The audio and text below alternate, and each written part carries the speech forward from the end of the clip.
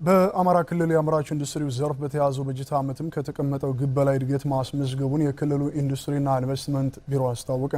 ዘርፉ በክልሉ ጥቅል የምርት እድገት ላይም የድርሻው እንዲወጣና መዋቅራዊ ሽግግሩም እንዲሳካ ከሌሎች ዘርፎች ጋርም የተቀናጀ እንዲሆን በትኩረት እየተሰራ መሆኑንም ቢሮው አስታውቋል። ከዘላለም አስፋው ተጨማሪውን እንከታተል።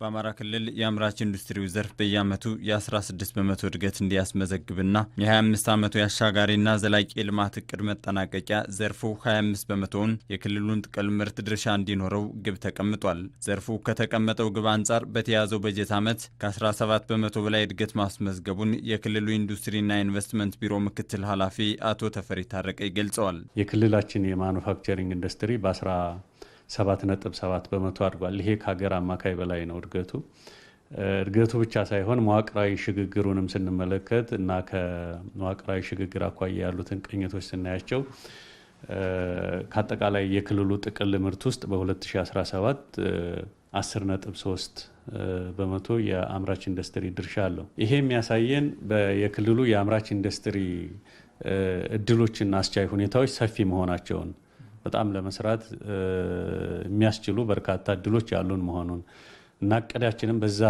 ፍላጎት ላይ የተመረኮዘ እቅድ ስለሆነ 2018 ከዚህ ከፍ ባለ መንገድ ማሳካት መቻል አለብን ብለን እየሰራን ነው። ምክትል ቢሮ ኃላፊው በአምራች ኢንዱስትሪው ዘርፍ ተጨማሪ እሴት በመጨመር ግቦች ተቀርጸው በትኩረት እየተሰራ ነው ብለዋል። አዳዲስ ኢንዱስትሪዎች ወደ ምርት እንዲገቡ እየተሰራ ስለመሆኑም አብራርተዋል። በጣም ብዙ ውጣ ውረዶች፣ ቀውሶች ያሉበት ክልል ነው ይሄ ክልል።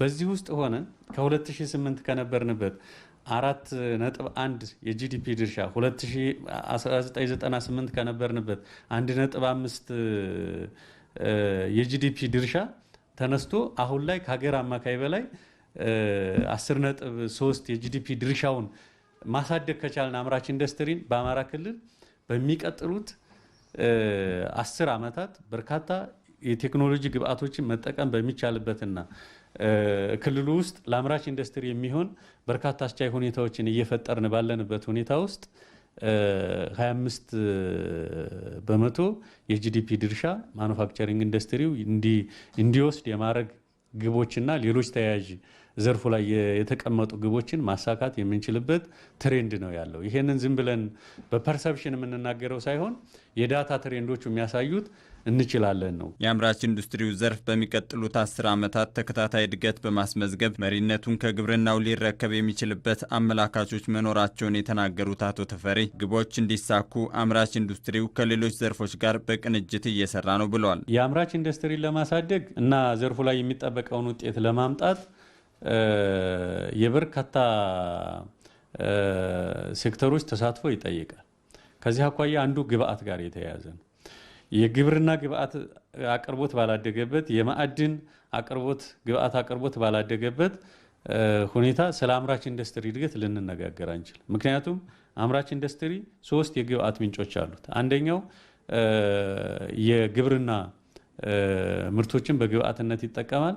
ሁለተኛው ደግሞ ማዕድን ምርቶችን በግብአትነት ይጠቀማል። ሶስተኛው ሰሚ ፕሮሰስድ ወይም በከፊል ፕሮሰስ የሆኑ የአንድ ፋብሪካ ፕሮዳክቶችን ሌላው ወስዶ ፕሮሰስ ያደርጋቸዋል። ከነዚህ ከሶስቱ ውጪ ስለ ማኑፋክቸሪንግ ኢንዱስትሪ ወይም ስለ እሴት ጭማሪ ልንነጋገር አንችልም። የአምራች ኢንዱስትሪው ዘርፍ የልማት ግቦች እንዲሳኩ በክልሉ መንግስት ልዩ ትኩረት ተሰጥቶታል ያሉት ምክትል ቢሮ ኃላፊው ከውጭ የሚገቡ ተኪ ምርቶችን በሀገር ውስጥ በማምረት በተያዘው በጀት ዓመት ከ718 ሚሊዮን በላይ የአሜሪካ ዶላር የውጭ ምንዛሬ ማስቀረቱንም አስታውቀዋል።